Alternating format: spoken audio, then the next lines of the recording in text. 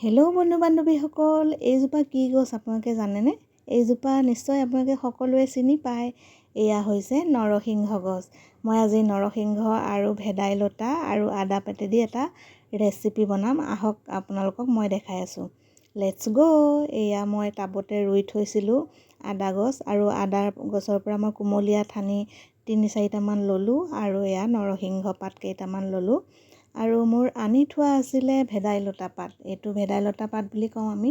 আপোনালোকে কি কয় জনাবচোন দেই। গাইজ, মই পদিনাও আনিছিলোঁ বজাৰৰ পৰা, আৰু এই পদিনা চাটনি বনাম। মই ধুনীয়াকৈ ধুই কৰি ছাইড কৰি ৰাখি দিলোঁ। আৰু মই ভেদাইলতা, তাৰপিছত নৰসিংহ, আদা পাত গোটেইখিনি ৰেডি কৰি ছাইড কৰি থলোঁ। আৰু মই লগতে ৰেডি কৰি ল'লোঁ পিঁয়াজ 2টা, নহৰু কেইফুটামান, আদা অকণমান আৰু জলকীয়া। আৰু মই এতিয়া পদিনা চাটনিখিনি মই ফাৰ্ষ্ট টাইম বনাই লৈ ছাইড কৰি থ'ম, কাৰণ এতিয়া আজি বহুত গৰম পৰিছে আৰু পদিনা চাটনিটো খাই মজা লাগিব। আৰু মই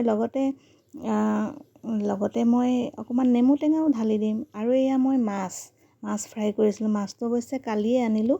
আৰু মই ইফালে আলু ফ্ৰাই কৰি ধুনীয়াকৈ মই গ্ৰীণ কাৰীখিনি অকণমান পানী মিহলাই দি দিলোঁ। আৰু মই যিহেতুকে মই ছিংগেল থাকোঁ, গতিকে মই এতিয়া মাছ কেইপিচমানেই দিম।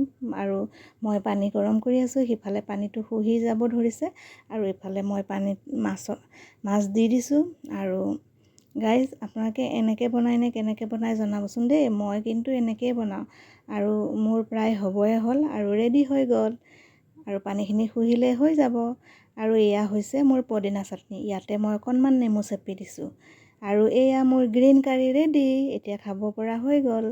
আৰু আপোনালোকৰ কেনেকুৱা লাগিছে জনাবচোন দেই। গাইজ, আজিলৈ মোৰ ভিডিঅ'টো ইমানেই। সকলোৱে ছাপোৰ্ট কৰিব। ধন্যবাদ।